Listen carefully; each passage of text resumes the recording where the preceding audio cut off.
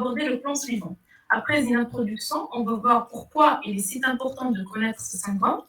Par la suite, donc, puisque la principale cause du syndrome coronarien aigu, c'est l'athérosclérose, donc on va parler un petit peu de l'histoire naturelle de l'athérosclérose. Par la suite, donc, on va s'intéresser à la conduite à tenir pratique aux urgences devant syndrome coronarien aigu avec un sus-décalage persistant du segment ST. Et par la suite, bien sûr, on va faire un petit récapitulatif. Et je vous ai mentionné à la fin donc, la bibliographie que j'ai utilisée pour faire ce cours. Alors, en guise d'introduction, alors c'est quoi le syndrome coronarien aigu? C'est l'ensemble, donc syndrome, c'est un ensemble des manifestations aiguës qui traduisent a priori une souffrance myocardique. Mais cette souffrance myocardique, elle est donc la résultante d'une occlusion d'une artère coronaire. D'accord? Donc, c'est l'ensemble des manifestations aiguës qui traduisent la souffrance myocardique liée à l'occlusion de l'artère coronaire responsable de l'irrigation de ce territoire du myocarde. D'accord? Donc, comme je vous ai dit, donc, la principale cause, dans 95% des cas, c'est l'athérosclérose.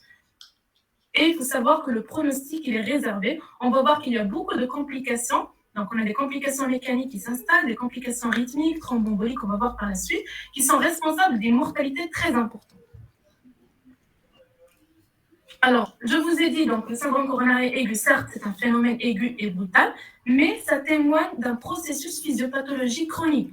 Donc, c'est la suite de l'athérosclérose, qui est une pathologie qui s'est installée de façon insidieuse pendant plusieurs années, d'accord, dès l'âge jeune.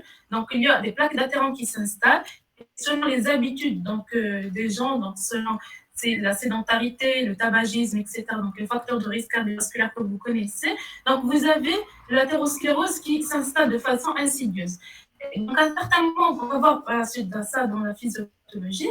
Donc, vous avez des plaques qui sont qui sont stables, d'athérome qui sont stables, mais à un certain moment, on va voir comment. Donc, on va voir la rupture de cette plaque, et donc on va avoir donc la mise à nu du sous endothélium qui est thrombogène, et donc on va avoir l'activation et l'agrégation plaquettaire qui va faire en sorte qu'on va avoir un thrombus en regard de cette rupture de plaque qui va s'installer et qui va être à l'origine de l'occlusion de l'artère coronaire.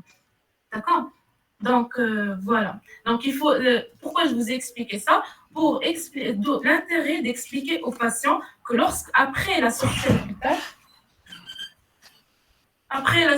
l'hôpital, donc il faut expliquer aux patients que l'athérosclérose est toujours là. C'est une maladie qui est chronique, incurable, et donc la prévention secondaire, elle a toute sa place et il ne doit pas arrêter le traitement médical. Parce qu'on a constaté, donc lorsque j'étais au service de cardiologie, qu'après l'épisode, donc après de longues années, le patient ne se sent plus mal et donc il arrête le traitement médical et on va voir par la suite qu'il revient avec la symptomatologie de nouveau. Donc il faut expliquer au patient, donc l'éducation thérapeutique dans les maladies chroniques elle est primordiale, il faut lui expliquer que la prévention secondaire et les plaques d'athérome sont toujours là, mais donc pour qu'elles restent stables, donc il faut qu'il fasse et qu'il prenne ce médicament avec les mesures d'hygiène de vie sont indispensables à ce moment-là, d'accord?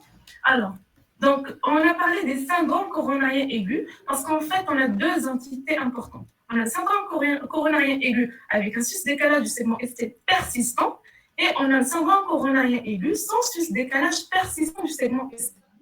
Alors, le syndrome coronarien aigu avec sus-décalage persistant du segment ST traduit sur le plan anatomologique d'une occlusion coronaire complète. L'artère est complètement bouchée. Et c'est une extrême objectif de la prise en charge de localiser l'artère occluse. Donc l'artère elle est bouchée, il faut la reboucher tout simplement. Il faut la déboucher plutôt. Alors que le syndrome coronarien aigu sans ce décalage du segment ST, donc c'est une occlusion partielle. Et à ce moment-là, l'objectif de la prise en charge, ce sera de stratifier le risque des patients. On a des scores, on ne va pas en parler dans ce cours-là, donc on a un score de Gates, etc., qui permet de stratifier le risque des patients. Est-ce que le risque, à ce moment-là, il rejoint le syndrome coronarien ST+, ou bien le risque, il est modéré, ou carrément le risque, il est faible. Mais nous, dans ce coup-là, on va parler que du syndrome coronarien aigu ST+. Alors, pourquoi il est important de le connaître? Comme je vous ai dit, donc c'est un véritable problème de santé publique sur l'échelle nationale et internationale. Donc, c'est très fréquent. Donc, c'est un des motifs fréquents de recours aux structures hospitalières d'urgence. D'accord? Deuxième chose, donc sa réponse de mortalité très importante. D'ailleurs, malgré la progression, toujours au premier rang. Donc, et comme ça, vous avez la cardiopathie ischémique qui reste toujours la plus importante. La maladie coronaire, c'est sûr, sinon, je vous ai déjà dit que l'athérosclérose se développe donc, au cours du temps, selon les facteurs de risque du patient. À un certain moment, vous allez avoir un élément cardiovasculaire qui va s'installer et c'est lui, ça sera l'origine du syndrome coronarien aigu dont on a parlé. Donc, il faut expliquer, comme je vous ai dit, donc, aux patients que l'athérosclérose, on ne guérit pas de l'athérosclérose. C'est une maladie qui est silencieuse et incurable. La prise en charge, c'est en fait de stabiliser cette athérosclérose et d'éviter ou bien de ralentir la progression vers un événement aigu. Donc, c'est la principale cause de mort subite chez l'adulte, parce qu'il faut savoir que les complications les plus redoutables, ce sont les complications rythmiques devant le syndrome coronarien aigu, une tachycardie ventriculaire, la fibrillation ventriculaire, ils sont mortels, d'accord? Et le Maroc même n'est pas épargné, donc comme le reste du monde, il est sérieusement menacé par ce type de pathologie et les chiffres sont de plus en plus alarmants. Donc, tout médecin devra connaître la prise en charge adéquate et rapide du syndrome coronarien aigu. C'est indispensable. Qu'il soit généraliste ou quoi que ce soit, donc il devra savoir comment la prendre en charge correctement. Maintenant, on va s'intéresser à l'athérosclérose. Donc, puisque je vous ai dit, donc, dans 95% des cas, c'est la principale cause.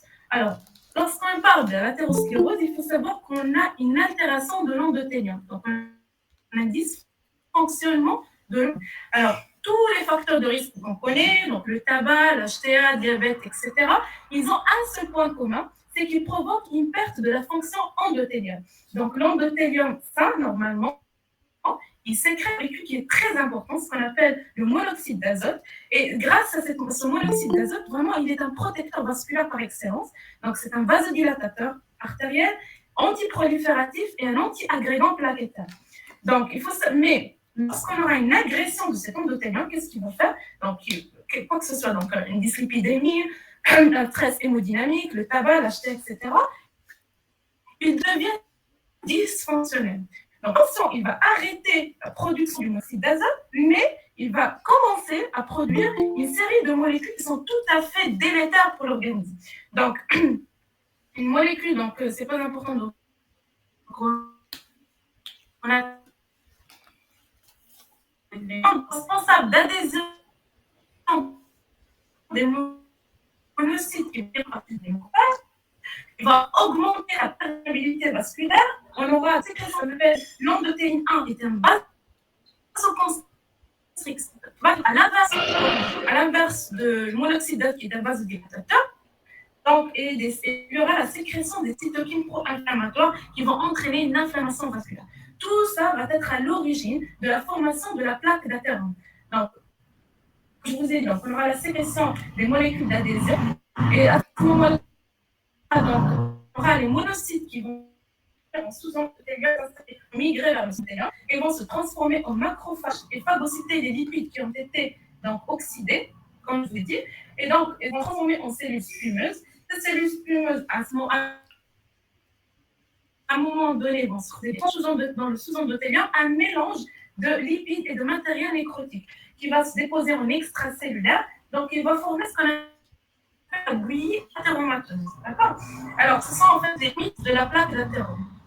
Alors, vous avez donc tout un mélange, donc un mélange de matériel nécrotique et de lipides, et donc on aura une réaction bien sûr inflammatoire qui va s'installer. Donc on aura la sécrétion des facteurs de croissance qui vont impulser aux cellules musculaires lisses, qui vont faire en sorte qu'on va essayer de limiter ce mélange, d'accord, de limiter ces déchets et former ce qu'on appelle la chape fibreuse. Cette chape fibreuse va essayer de rendre cette plaque d'adhérence. Plus vous avez la chape fibreuse épaisse, plus vous aurez une plaque d'adhérence qui est stable. Et l'inverse, bien sûr, c'est clair. Donc, vous avez donc la chape fibreuse qui essaye de protéger cette plaque d'athérome avec tout un mélange de lipides en intra-excellulaire, avec des cytokines inflammatoires et tout ça. Donc, à un certain moment donné, on va voir cette plaque va devenir instable. Et donc, c'est ce qui va être à l'origine donc, de l'événement cardiovasculaire qu'on va voir par la suite. Donc, si on résume tout ça, en fait, donc l'athérosclérose, c'est en fait deux facteurs synergiques qui vont s'associer. On a la dyslipidémie, donc les LDL, c'est le composant majeur des plaques, et on a le dysfonctionnement endothélial, rôle des facteurs de risque cardiovasculaire que vous connaissez tous. Donc tout ça va donner, donc comme je vous ai dit, une réduction de la capacité vasodilatatrice antithrombotique de l'endothélium, puisqu'il va plus synthétiser d'azote. Vous allez avoir l'attraction des monocytes et macrophages avec une réaction inflammatoire auto-entretenue et sécrétion des facteurs de croissance. Vous avez l'accumulation des LDL oxydés au niveau de l'intima. Et voilà la plaque d'adhérent qui est formée, bien sûr, avec le centre lipidique ou bien le noyau lipidique au centre et la chape fibreuse qui va essayer de limiter et de maintenir cette plaque d'adhérent. D'accord? Donc, vous voyez que la dyslipidémie, elle a toute sa place. On va voir que pour le traitement, bien sûr, médical, on donne les statines, bien sûr, pour baisser les chiffres des LDL. D'accord? On va voir le chiffre, donc généralement, on va le faire seulement 7. Et bien sûr, vous voyez donc, les facteurs cardiovasculaires qui sont là. Donc, il faut bien sûr un sevrage tabagique, très important d'expliquer ça aux patients. Un traitement antihypertenseur doit être installé. Et c'est donc, comme je vous ai dit, ça, c'est un phénomène chronique, mais à un certain moment, on va voir la rupture de la plaque. Cette rupture de plaque, c'est elle qui va être responsable de l'événement cardiovasculaire. Soit la plaque est jeune et très inflammatoire, d'accord? Donc, vous avez beaucoup d'inflammation, ou on a eu une hémorragie à l'intérieur de la plaque.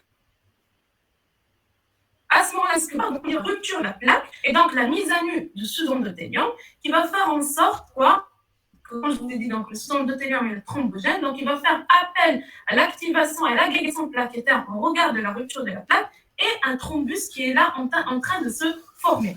D'accord? Et comme conséquence, on va voir donc l'occlusion aiguë d'une artère coronaire épicardique avec une ischémie transmurale, parce que l'occlusion elle est complète, parce que je parle de syndrome coronaire aigu ST+, donc l'occlusion va être complète de l'artère et donc transmurale, donc c'est-à-dire que ça va étendre dans toute l'épaisseur du myocarde, de la zone sous-épicardique à la zone sous-endothélique, et donc dans le territoire concerné, bien sûr, ça sera bien systématisé. Donc cliniquement, vous allez avoir la douleur infarctoïde qui va s'installer, et sur l'ECG, vous allez avoir l'onde de Pardet, donc le sus-décalage, bien sûr, segment ST convexe vers le haut. Donc, en résumé, qu'est-ce qu'on va voir? Donc, lorsque je parle d'un événement aigu, ça veut dire que vous allez avoir la rupture de la plaque, d'accord? Et le principal dénominateur commun, c'est l'agrégation plaquettaire. Et vous allez voir que dans le traitement, on donne les antiagrégants plaquettaires, ils ont toute leur place. Lorsqu'on parle d'un thrombus artériel, les antiagrégants plaquettaires, ils ont une place primordiale. Lorsqu'on parle d'un thrombus, donc des embolies pulmonaires et des thrombophlébites, etc., vous allez voir que les anticoagulants, ils ont toute leur place. Et d'ailleurs, on va voir dans le traitement, on donne une double antiagression plaquettaire pendant une année, donc l'aspirine plus clopidogrel, ou bien ce qu'on appelle le Plavix. D'accord? Parce que, comme vous avez constaté, l'agrégation plaquettaire, c'est elle qui va être à l'origine du thrombus. D'accord? Et deuxième chose, ce qu'on vient de remarquer, c'est sur le parnapate, on a parlé d'une occlusion aiguë d'artère coronaire, mais pour faire le diagnostic positif, on se base sur deux choses, ni plus ni moins. Cliniquement, donc la douleur que le patient va rapporter, et à l'ECG, le sus-décalage. On n'a pas besoin d'autre chose pour faire le diagnostic positif. Donc, et juste pour vous expliquer la gravité des choses, c'est que malgré tout ce dont on vient de parler, on a d'autres phénomènes qui vont s'ajouter, qui vont encore aggraver les choses. Donc, comme je vous ai dit, donc, le substratum anatomique, c'est la rupture de la plaque qui devient instable et donc le thrombus qui va se former à la suite d'une activation plaquettaire. Et encore plus que ça, on va avoir des microemboles qui vont migrer, d'accord? Et donc, ils vont être responsables de complications thromboemboliques. Plus, deuxième chose, suite à l'inflammation qui s'installe, donc on aura un spasme coronaire qui va encore aggraver les choses. On avale bien sûr de l'ischémie. Donc, vous voyez que déjà, on a l'occlusion complète de l'artère coronaire et qui va s'ajouter encore plus des micro-embolies qui vont encore aggraver les choses avec un spasme coronaire en aval. Et donc, vous voyez que le traitement doit être instauré aux urgences et en urgence. Et d'ailleurs, on parle de la règle ici, c'est qu'on parle de le temps et le muscle. Ça veut dire que plus vous gagnez du temps, plus vous allez gagner du muscle. Et l'inverse, c'est vrai. Donc, on passe. Maintenant, on va voir la conduite à tenir pratique devant syndrome coronarien aigu avec suscalage du segment ST.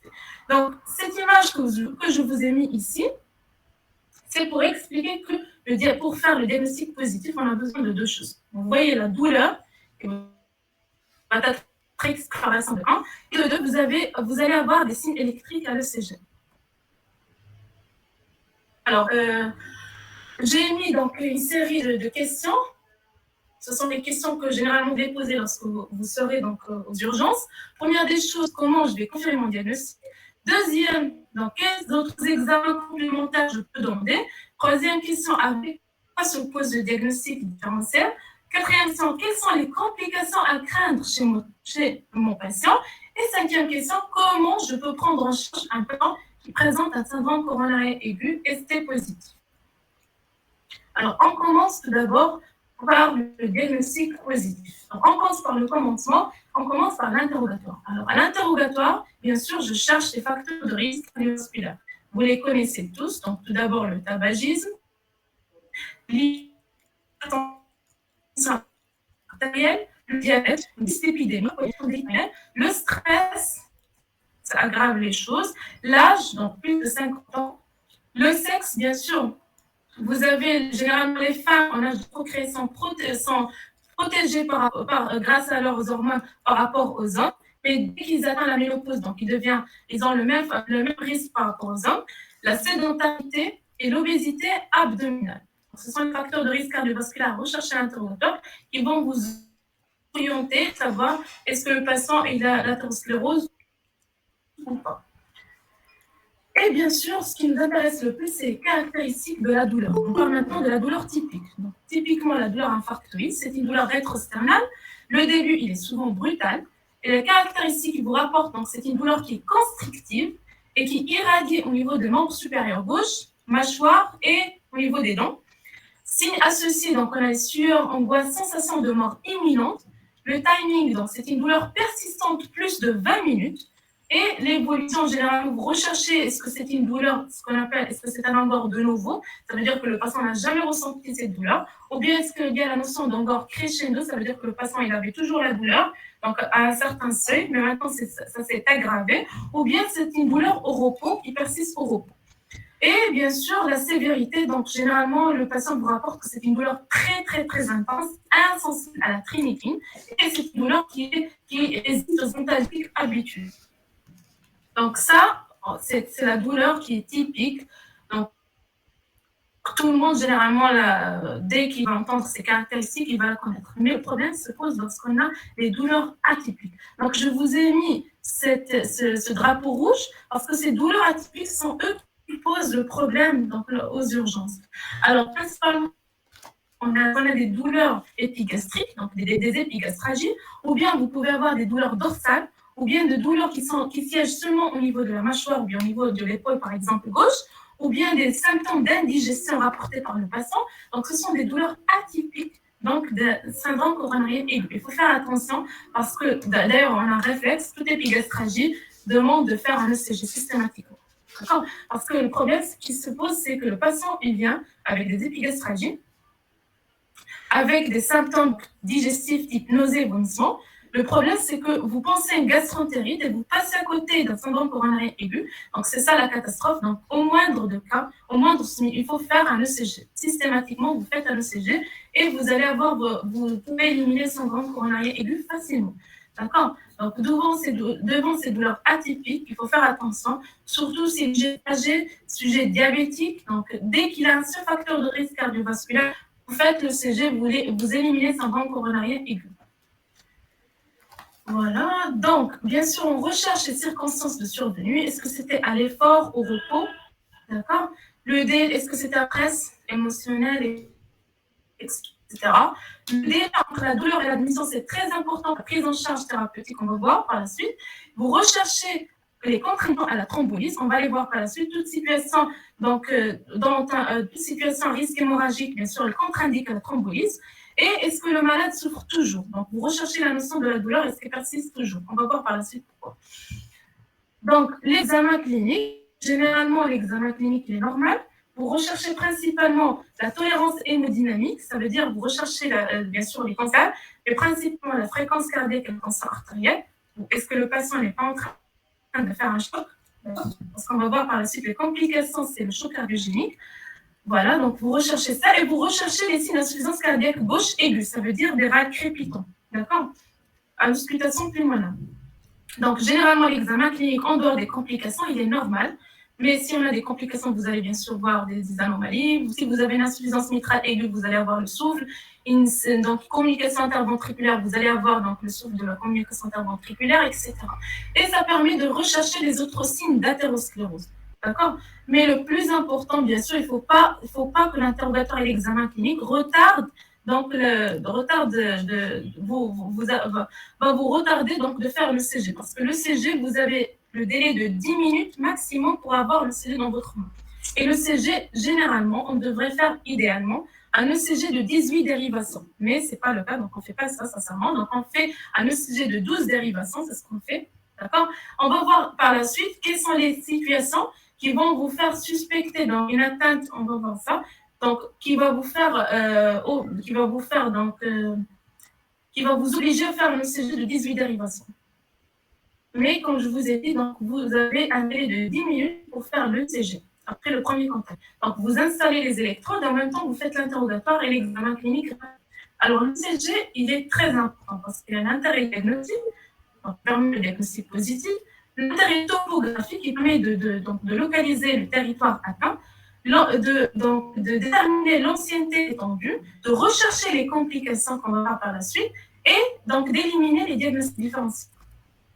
Donc, comme je vous ai dit, donc le CG diffère en fonction de l'heure. Donc, si le patient il vient dans la première heure, vous allez avoir dans la phase initiale des ondes T qui sont amples et pointues et symétriques. Vous les voyez ici, donc c'est la première heure. À ce moment-là, vous pouvez sauver presque tout si vous faites l'angioplastie primaire. D'accord? Pendant donc H2 à H4, donc dans la deuxième à quatrième heure, vous allez avoir ce qu'on généralement trouve. Donc c'est la phase d'état. Vous allez avoir le sus-décalage du segment ST, c'est l'angle de Pardet. À la 6e heure, vous allez avoir carrément donc, la nécrose qui est là en train de s'installer. Donc, vous allez avoir les ondes Q de nécrose, comme vous voyez ici. Voilà. Et après 12 heures, vous allez avoir donc la négativation des entités qui est objectif, donc, comme vous voyez ici, voilà, les entités qui sont négatives, qui objectifent la reperfusion. D'accord?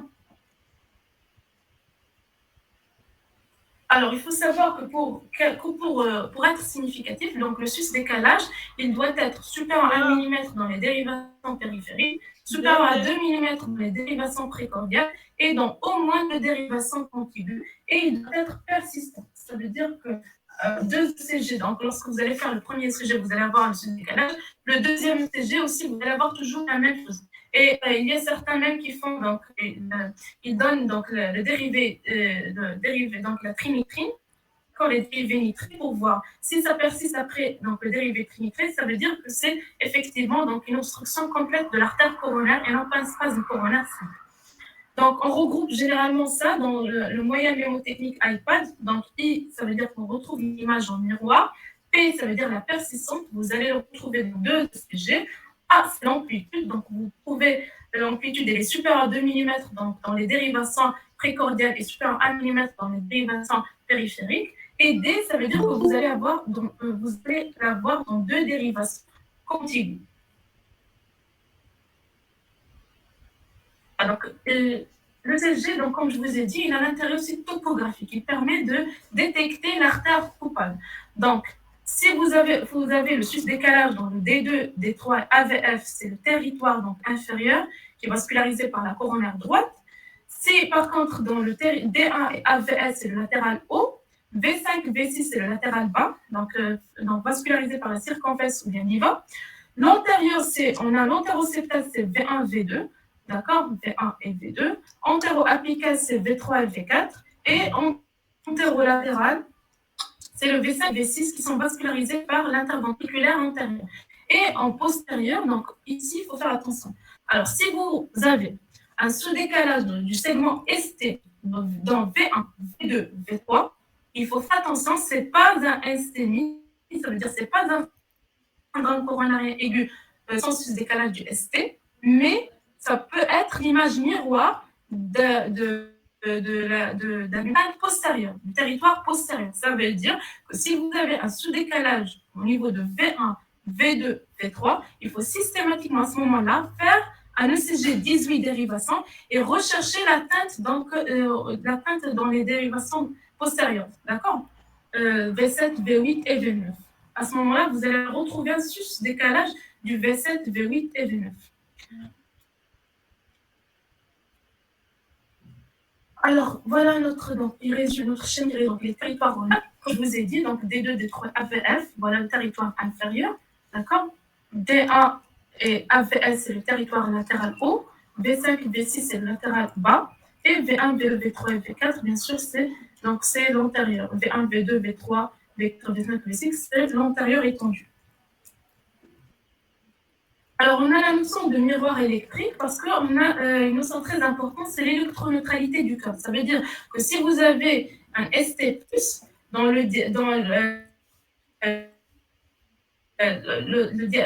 la région opposée, vous allez avoir un ST-. D'accord. Donc, à l'instant donné, toute polarité positive, ST+, va être accompagnée d'une polarité négative, ST- diamétrale. La notion de miroir électrique, donc, généralement, retrouvée dans 60% des cas. Donc, c'est pas toujours présent. Mais s'il est présent, donc c'est pathognomonique du syndrome coronarien aigu, ST+. Alors, si vous avez donc un sus-décalage au niveau antérieur ou latéral, vous allez retrouver le sous-décalage dans le territoire inférieur. D'accord. Si vous avez le sus-décalage en inférieur, vous allez retrouver le miroir en latéral haut. Si, comme je vous ai dit, donc si vous avez donc le sus-décalage en postérieur, vous allez avoir le sous-décalage antérieur. Donc, à ce moment-là, il faut faire donc, le CG 18 dérivations. Si vous avez donc un sus-décalage au niveau du ventricule droit, vous allez avoir donc le miroir en latéral bas. Voilà.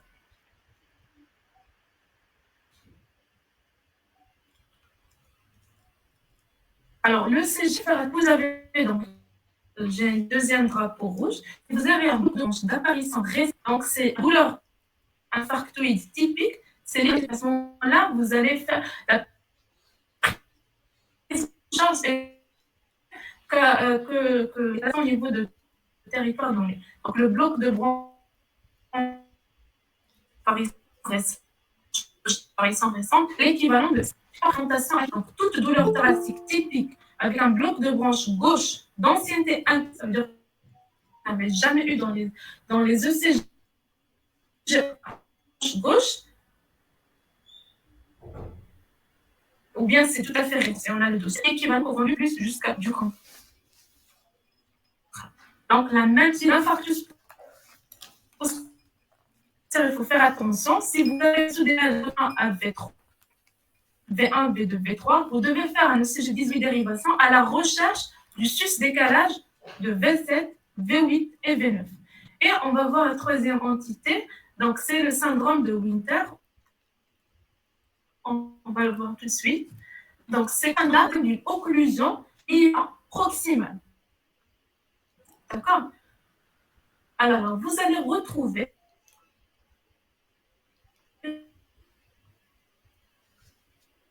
un sous-décalage, comme vous voyez déjà, mais c'est un sous-décalage qui est ascendant. D'accord. Donc, vous allez le retrouver dans les dérivations V1, V2, V3, V4, V5, V6. Donc, de V1 à V6, avec une onde T positive. D'accord. La question, dès que vous avez cet aspect-là, vous allez directement chercher dans l'AVR, que généralement est négligeable, donc sauf pour rechercher est-ce qu'il n'y a pas, donc est-ce que les électrodes ne sont pas inversées, généralement on ne fait pas attention, mais à ce moment-là, donc cette dérivation a toute sa place, parce que vous allez retrouver quoi? Vous allez retrouver un sus-décalage. d'accord? Vous allez retrouver un sous-décalage du segment ST. Donc, c'est une extrême urgence. Ça témoigne d'une occlusion proximale de l'IVA. Et vraiment, il faut agir très rapidement. Alors, donc, conclusion. Donc, le diagnostic de ST+, c'est un diagnostic qui se base sur la clinique, donc la douleur, bien sûr la douleur typique que vous connaissez tous, mais vous faites attention aux douleurs atypiques, gastralgie, il faut faire attention, les symptômes d'indigestion, mais malgré la présence des symptômes de nausée, vomissement, ça ne traduit que les symptômes vagaux d'un IDM inférieur. Avec, donc, on peut avoir des douleurs localisées seulement au niveau de la mâchoire, localisées seulement au niveau de l'épaule, il faut faire attention, des douleurs dorsales. Donc, faites un ECG au moindre doute, il faut faire l'ECG, d'accord? Associé à des signes électriques, comme je vous ai montré, donc le sus-décalage du segment ST dans un territoire donné, c'est ce qui est typique, mais il faut faire attention avec le bloc de branche gauche, d'ancienneté inconnue, comme je vous ai montré, et donc dans l'infarctus postérieur, vous allez avoir donc un sous-décalage dans V1, V2, V3, et à ce moment-là, il faut faire un ECG de 18 dérivations, et il faut faire attention, bien sûr, avec le complexe de Winter dont on vient de parler. D'accord? Donc, le diagnostic, vous l'avez posé, et aucun examen complémentaire ne doit retarder la prise en charge, du syndrome coronarien aigu. Donc, vous avez un délai maximum de 10 minutes pour faire le diagnostic. Vous ne devez appeler ni aux collègues, ni rien. Donc, vraiment, ça doit être très rapide. Parce que, comme je vous ai dit, le temps, plus vous gagnez, plus vous allez gagner du muscle. Voilà, donc cette notion de golden hour, elle a toute sa place. Donc, time is money dans la salle de KT et faire donc l'angioplastie. 120 minutes. Alors, voilà, donc on a confirmé notre demande.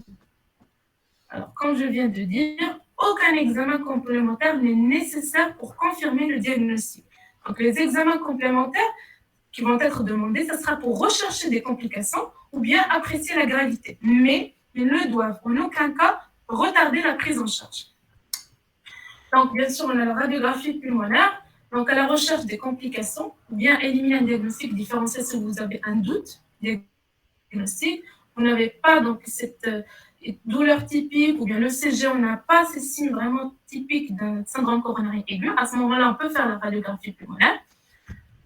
L'écho-cœur, donc en urgence, si vous suspectez des complications, donc il faut faire un ETT, ou bien vous avez une atypisémie électrique, vous avez un doute par exemple entre un syndrome coronarien aigu et une péricardite, vous ne savez pas c'est quoi, donc on fait l'écho-cœur rapidement, je dis toujours rapidement.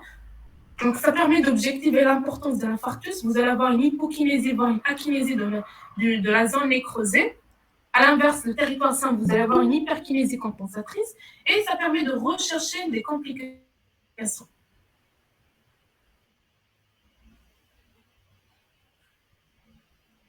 Et donc, sur le plan biologique, les enzymes cardiaques, vous allez avoir la troponine très élevée, mais ça n'a aucune place dans le syndrome coronarien aigu ST+. À l'inverse de la troponine, mais elle a toute sa place. Et un bilan inflammatoire. Puisqu'on a parlé d'une inflammation généralisée. Mais comme je vous ai dit, donc ces bilans-là, donc on ne doit pas attendre les résultats pour arrêter le traitement. Alors, troisième question, donc j'espère que c'est clair. Donc, les examens complémentaires, ce sera si on a donc des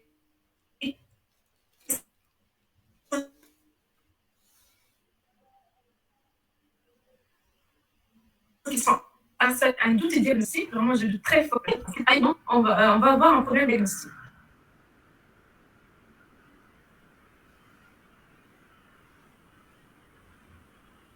Alors, on va commencer tout d'abord par la douleur thoracique. D'abord, les péricardites. Donc, caractéristiques de la douleur, elles sont différentes, on va les voir. L'embolie pulmonaire. La dissection aortique, ça peut éliminer en pas mal des cas donc la dissection aortique parce qu'il faut savoir que la dissection aortique est contre-indiquée à la fibrinolyse. Si le patient a une dissection aortique et vous faites la fibrinolyse, il y a un risque hémorragique très important. D'accord? C'est une contre-indication absolue de faire la fibrinolyse. Donc, il faut faire attention avec ce diagnostic différentiel. Et on a les autres causes extracardiaques qui peuvent être originaires par la fibrine. Mais généralement, la sémiologie permet de différencier ça. Donc, comme je vous ai dit, dans l'infarctus du myocarde, donc la douleur elle est rétrosternale, elle est médiane. Il y a bien sûr le cas composante angoissante et avec la sensation de mort imminente. Et l'irradiation, généralement, au niveau de l'épaule gauche, le bras gauche et au niveau du cou, voire même la mâchoire. Donc, l'histoire de maladie, bien sûr, vous allez avoir un patient qui a de l'athérosclérose, d'accord et bien sûr, on aura des complications rythmiques, donc soit une bradyie ou une tachycardie. À l'ECG, vous allez avoir le sous-décalage dans un territoire donné. Et on peut bien sûr procéder de l'écho-cœur et les enzymes, donc la troponie, si on a un doute diagnostique. Par contre, dans la dissection aortique, la douleur elle est dorsale, aiguë, elle migre, migratrice, elle est intense, elle est syncopale.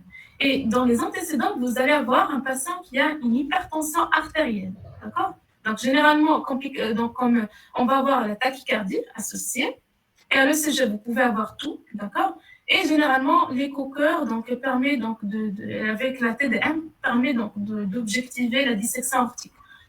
Dans l'embolie pulmonaire, donc la douleur, elle est généralement une douleur latérale, point de côté. Quoique l'embolie pulmonaire elle peut simuler tout, donc on la garde toujours comme diagnostic différentiel. Donc c'est une douleur latérale avec une dyspnée très importante. Il y a l'angoisse, l'atout et l'hémoptysie noirâtre qui témoigne de l'infarctus pulmonaire avec une polypnée. D'accord? Donc vous allez rechercher bien sûr les facteurs de risque de la maladie thromboembolique et vous allez calculer les scores de Wells et Genève modifiés. Généralement, on a une tachycardie, d'accord? Et à l'ECG, vous allez avoir un axe droit, bloc de branche droit, des troubles de repolarisation, d'accord? Droit, bien sûr, dans le droit, V1 à V3, et l'aspect QA-S3, qui est caractéristique de l'embolie pulmonaire. Généralement, on va faire le dosage des gaz de sang, des dimères, c'est la probabilité clinique elle est faible et intermédiaire. Mais si la probabilité clinique elle est forte, à ce moment-là, on passe directement à l'angioscanner. Et l'écho-cœur permet de nous aider pour ce diagnostic. Alors que la douleur péricardique, c'est une douleur rétrosternale, elle est médiane, mais la caractéristique, c'est qu'elle s'aggrave à l'aspiration profonde, c'est très caractéristique, et qu'elle est positionnelle. Vous allez avoir un patient penché en avant, d'accord, assis à une toux. Généralement, dans les antécédents, vous allez voir que le patient il a présenté il y a une semaine la fièvre, un syndrome viral, ou carrément un infarctus du myocarde. Parce que vous savez que l'infarctus du myocarde peut se compliquer, ce qu'on appelle un syndrome de Dressler. C'est une péricardite d'origine immunologique. Donc, vous allez avoir l'ECG, un sous-décalage du segment PQ très caractéristique de la péricardite, et vous allez avoir un sus-décalage du ST qui est cupuliforme, donc qui est diffuse. D'accord? Généralement, l'écho-cœur est très important à ce moment-là pour objectiver les penchements péricardiques, et vous allez avoir un syndrome inflammatoire associé parce que généralement, la péricardite est survenue chez les sujets jeunes, et généralement, c'est une péricardite d'origine virale. Et donc, vous allez avoir une inflammation associée, donc anémie inflammatoire, SRP élevé. Donc, vous voyez que déjà à l'interrogatoire, vous pouvez faire la part des choses. Mais la principale diagnostic différentiel à craindre, c'est la dissection aortique. Parce que, comme je vous ai dit, la dissection aortique, elle va donner par la suite une dissection coronaire. Et donc, le coronaire, d'accord? Et à ce moment-là, il est contre-indiqué de faire, d'ailleurs, le traitement ce sera chirurgical, est contre-indiqué de faire la fibrinolyse. Sinon, on va entraîner une hémorragie foudroyante. Alors, par contre, à l'ECG, on va avoir les autres causes du sus-décalage du segment T à l'ECG qui sont regroupées dans le moyen mnémotechnique Paris. Donc, généralement, les causes responsables du sus-décalage, on a la péricardie. Comme je vous ai dit, c'est un sus-décalage cupuliforme diffus. Comme l'anévrisme du ventricule gauche. Donc, si vous avez un sus-décalage qui persiste plus de 1 mois, c'est plus un anévrisme du ventricule gauche, la repolarisation précoce qui survient chez les jeunes, donc vous avez un sus-décalage, un infarctus du myocarde, comme on vient de voir, et le spasme coronaire, c'est l'angor de Painsmetal aussi, donc on a un sus-décalage du segment ST, suite à la prise de cocaïne ou bien stress, etc. Associé au bloc de branche gauche, d'accord, parce qu'il faut savoir que le bloc de branche gauche entraîne des troubles de repolarisation. Et le syndrome de Brugada, c'est une anomalie héréditaire, donc la transmission autosomique dominante liée à des anomalies au niveau du canal sodique, au niveau des cardiomécytes. Généralement, c'est l'histoire familiale qui va vous laisser évoquer cette pathologie-là, parce qu'on retrouve donc la notion de mort subite. Et c'est un code familial, justement. Alors maintenant, on va voir donc la crainte passante. Donc c'est très important parce que c'est ça qui la rend donc une urgence, une extrême urgence vitale. Alors tout d'abord, on a les complications rythmiques. Donc les troubles du rythme et de conduction, ils ont toute leur place. Il faut savoir qu'on a les bradycardies et les tachycardies. Généralement, les bradycardies sont de bons pronostics par rapport aux tachycardies, parce que généralement, les tachycardies, donc les ventricules, ça doit subir. En agression hémodynamique, l'offre ventricule gauche de plus de 40%, à ce moment-là, donc, vous allez avoir une insuffisance cardiaque gauche aiguë qui va s'installer avec un OAP par un choc cardiogène. Donc, il faut faire attention, toujours surveiller notre patient. Vous allez avoir des complications mécaniques parce qu'on aura une nécrose du muscle et donc une fragilisation du muscle. Et à ce moment-là, on peut avoir une rupture du pilier mitral à l'origine de l'insuffisance aiguë. Vous pouvez avoir donc une rupture du septum interventriculaire responsable d'une communication interventriculaire et carrément une rupture de la paroi et donc vous pouvez avoir donc parce que le sang sortir donc vers le péricarde. Comme je vous ai dit, donc on a des micromboles qui vont se vivre, donc on a des complications thromboboliques qui peuvent s'installer. S'il vous plaît, diapo. Oui. Le diapo n'est pas visible. Hein? Maintenant.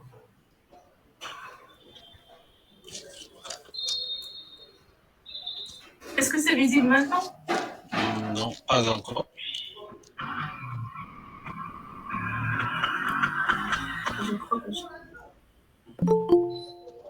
visible.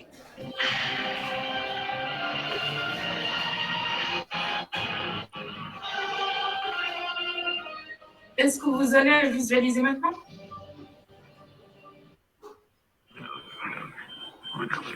Oui, c'est bon, il est visible. D'accord.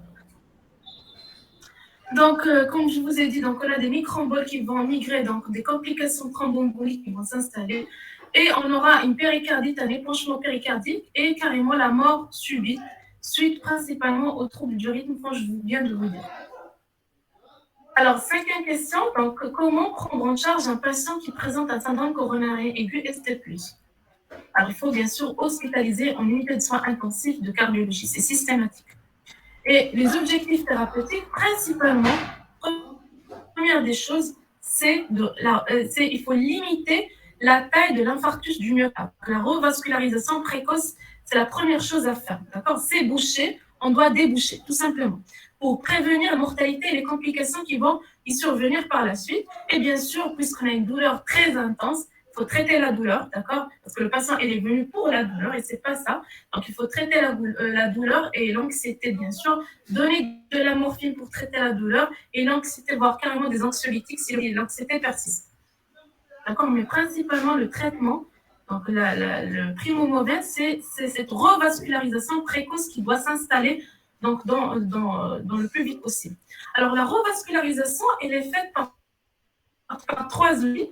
Mais la première, toujours à favoriser, c'est l'angioplastie coronaire. Donc, l'angioplastie coronaire, c'est la première. Par la suite, si on n'arrive pas, on va voir comment. Donc, on va passer à la thrombolyse, donc, comme solution temporaire. Le pontage aortocoronaire, généralement, on ne le fait pas dans la phase aiguë. Mais on va le garder, on va voir par la suite les indications. Alors, comme je vous ai dit, donc l'angioplastie, elle est toujours en premier plan. Mais il faut savoir que la logistique est lourde, donc il faut avoir une salle de cathé, d'accord? Il faut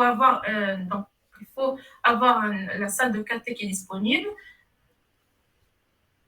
Et le délai, il faut savoir que le délai est le plus long s'il succès de thrombolyse. Alors, pour l'angioplastie, il faut savoir qu'il y en a 3 types d'angioplastie. Alors, on a l'angioplastie primaire, c'est lorsqu'on va la faire en premier plan, donc on ne va pas faire la thrombolyse. Deuxième chose, on a l'angioplastie facilitée, ça veut dire qu'on a fait la thrombolyse.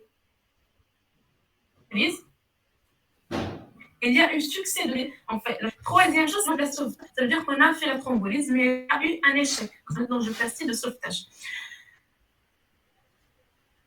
Donc, elle est plus efficace par la thrombolyse parce qu'on évite les récidives. Alors, la thrombolyse, généralement, il faut faire, donc le délai doit être inférieur par rapport à parce que la thrombolyse est efficace, plus la thrombolyse elle est efficace. Donc, on a un délai généralement de 2 ans. Par la suite, donc, généralement, il y a l'échec. Donc, plus facile, c'est juste en intraveineux. Et rapide, on peut le faire en pré-hospitalier, avant d'arriver au centre d'angioplastie. Et il est moins efficace parce qu'on a un taux de récidive plus important par rapport à l'angioplastie. D'accord? Alors, mais avant de faire la thrombolyse, il faut s'assurer qu'on n'a pas ces contre-indications. Parce que ce sont des contre-indications absolues à la thrombolyse. Comme je vous ai dit, vous avez une suspicion de dissection aortique ou de péricardite, c'est contre-indiqué de faire la thrombolyse. Vous avez fait un AVC hémorragique, quel que soit l'ancienneté, c'est contre-indiqué. Si profond de 15 jours, rénal fonction hépatique, ça contre-indique. Une hémorragie en cours ou bien récente, clinique de moins de 2 ans, un ulcère digestif évolutif. Dans toute situation où on peut avoir un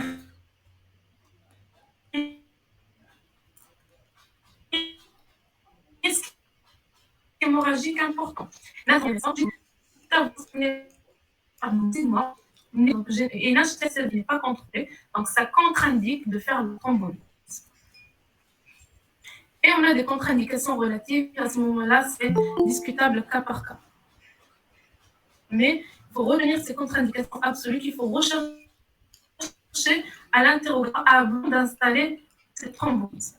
Après avoir fait la thrombolyse, bien sûr, il faut surveiller 2 choses. Alors, il faut surveiller, comme je vous ai dit, le risque hémorragique est important. Donc, il faut surveiller les signes. Et on va voir l'agression de la douleur.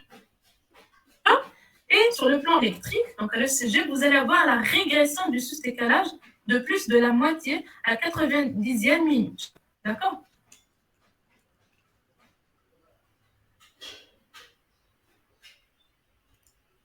Donc maintenant, on va voir l'angioplastie. Alors l'angioplastie, généralement, je laisse 3 types. Donc on a l'angioplastie au ballonnet. C'est l'ancien. On a l'angioplastie au stent nu. L'angioplastie, donc on mettait juste un, ça gonflait et puis on le retirait. L'angioplastie au stent nu, donc comme vous voyez ici, donc on met le ballonnet, le gonfle aortique. Donc soit le stent il est nu, ça veut dire qu'il n'y a rien.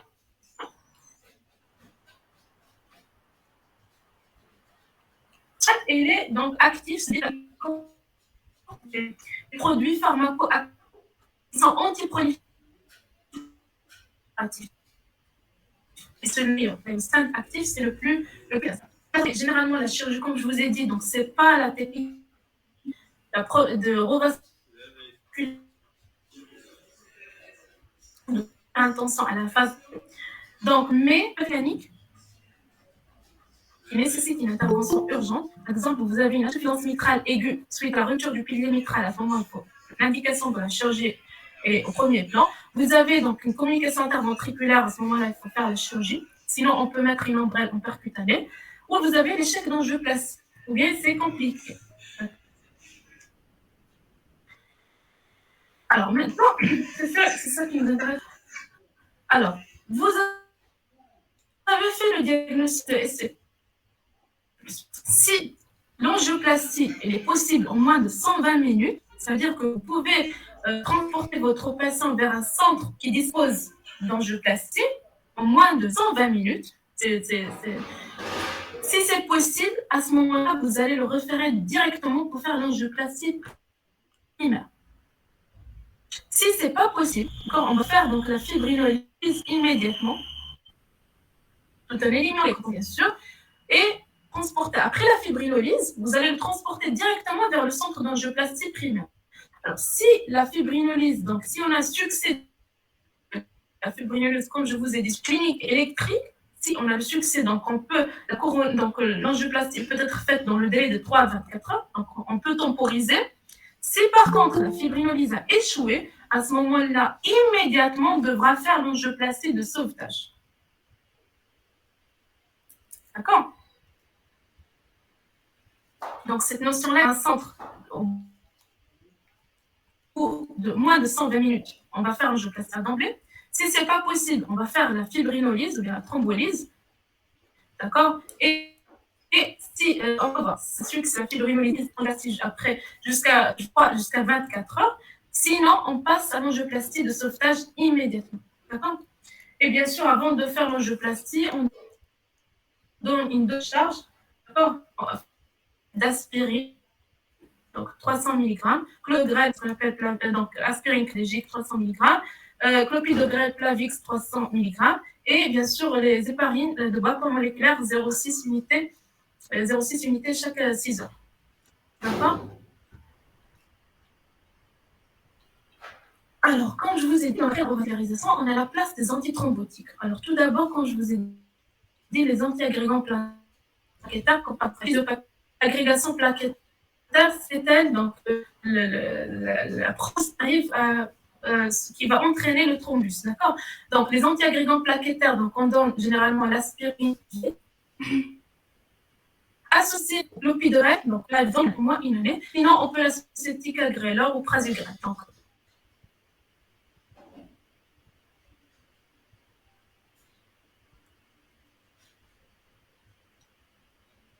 pendant la première année, en ambulant, il faut savoir qu'on donne l'héparine, donc les anticoagulants oraux directs, ni les AVK, n'ont aucune place dans le syndrome coronarien et donc on donne l'héparine. D'accord? L'héparine en fractionne bien, l'héparine au bas corps moléculaire en intraveineux. On donne durant la durée d'hospitalisation et puis on arrête. Stop. Donc, le traitement médicamenteux, on a deux piliers comme je viens de vous dire. Donc, on a le traitement antithrombotique qui va interrompre la cascade d'agrégation plaquettaire qui est faite d'aspirine associée donc, au clopidogrel. Pendant la première année, associé plus stop et bien sûr, on a le traitement adjuvant. Le traitement anti-ischémique, c'est principalement les bêta-bloquants. Et les bloquants d'histamine en jetant sinaldostérone, principalement l'IEC.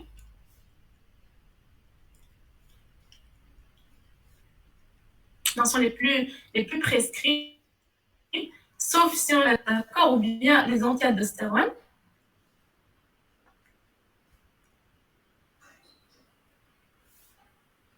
Pourquoi? Parce qu'il faut savoir qu'ils sont antifibrosants. Ils vont lutter contre la fibrose myocardique.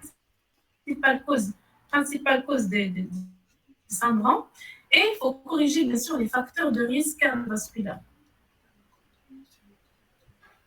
Sevrage du tabac et tout, les diabètes, etc. Donc, l'ordonnance de sortie, on va voir, il y a deux entités. Première des choses, il faut éviter la progression de la maladie athémateuse. Et ceci est fait tout d'abord par le traitement anticoagulant, bien sûr, jusqu'à la revascularisation pendant la durée d'hospitalisation, et puis on arrête. Sauf si on a autre indication, bien sûr, par exemple, ou bien embolie pulmonaire, pour ce soit. Le traitement anti-agrégant plaquettaire fait de double anti-agrégant plaquettaire, donc une bithérapie pendant 1 an, aspirine plus clopidogrel, associé bien sûr à une protection gastrique, puis aspirine seule à vie. Et les statines, bien sûr, immédiatement à forte dose pour avoir un chiffre de LTL inférieur à 0,7. Et deuxième chose, donc il faut prévenir le remodelage ventriculaire général, systématique pour tout le monde. Les IEC aussi, donc c'est un système d'injection qui est moins de 40% avec une insuffisance cardiaque ou bien un diabète. Le spironolactone principalement. Voilà donc le moyen mnémotechnique pour retenir cette ordonnance. Donc c'est basique. Donc B c'est pour les bêta-bloquants. A c'est les anti-agrégants plaquettaires.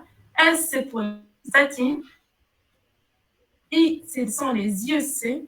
Et bien sûr le contre des facteurs de risque cardiovasculaire. Donc, comme synthèse sur le traitement, donc, comme je vous ai dit, donc, la coronaro et l'angioplastie doit être faite en urgence. C'est la première chose à faire. Par la suite, faites d'aspirine ou bien donc, associé à une clopidogrel ou bien ticagrelor ou prasugrel. La bithérapie doit être faite pendant 1 an. Puis, l'aspirine seule à vie. Et bien sûr, les anticoagulants généralement préconisent les héparines non fractionnées à dose. Et on associe par la suite donc le bêta-bloquant et les IEC, d'accord, dans les 24 premières heures pour tout le monde. Et les statines, donc, sont systématiques immédiatement aussi dans les 24 heures à forte dose.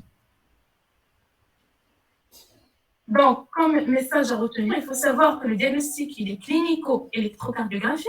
On n'a pas besoin des examens biologiques pour confirmer le diagnostic, je viens de le dire pas mal de fois, et c'est très important de se renseigner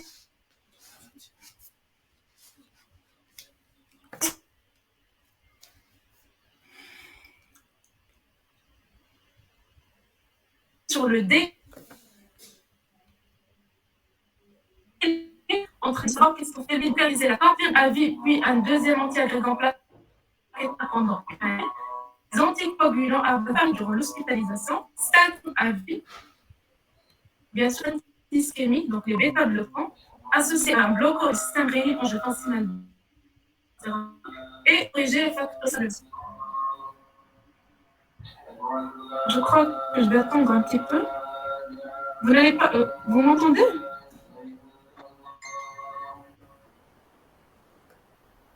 Oui. Donc, je termine.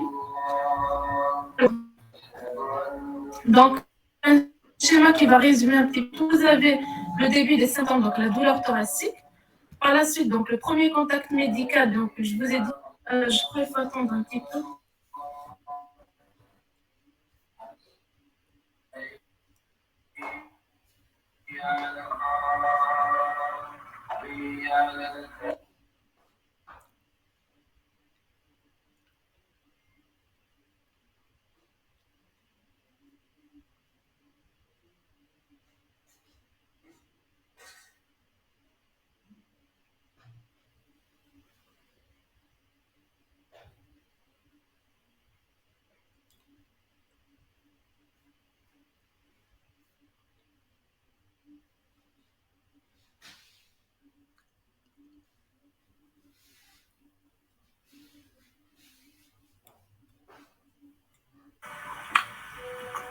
Donc, on va terminer par ce schéma-là qui va résumer un petit peu tout ce qu'on vient de dire.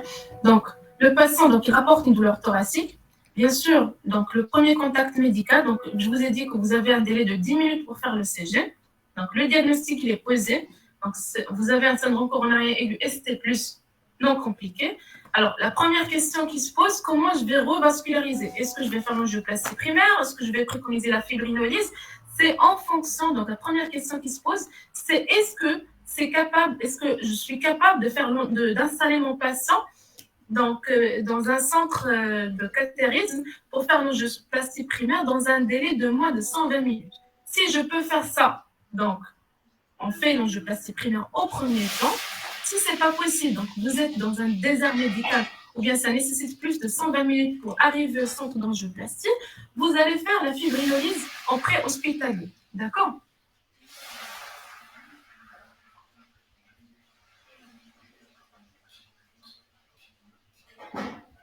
Vous avez un succès de fibrinolyse vers le centre d'angioplastie à ce moment-là. Donc, vous avez un délai de 3 jusqu'à 24 heures pour faire la coronaro systématiquement, pour l'angioplastie, bien sûr, facilitée. Si c'est le cas, vous avez un échec, à ce moment-là, l'angioplastie de ce phase peut être faite en urgence. D'accord? Voilà, donc je crois que c'est clair. Et bien sûr, avant de faire l'angioplastie, il faut donner une dose de charge, comme je viens de dire, d'aspirine, de clopidogrel et d'héparine. Il faut savoir que généralement, on parle de 120 minutes pour faire l'angioplastie, mais il y a des cas où on est obligé de faire l'angioplastie malgré qu'on a dépassé ce temps-là. Par exemple, vous avez un choc cardiogénique, vous devrez faire l'angioplastie. Ce sont des cas particuliers un petit peu.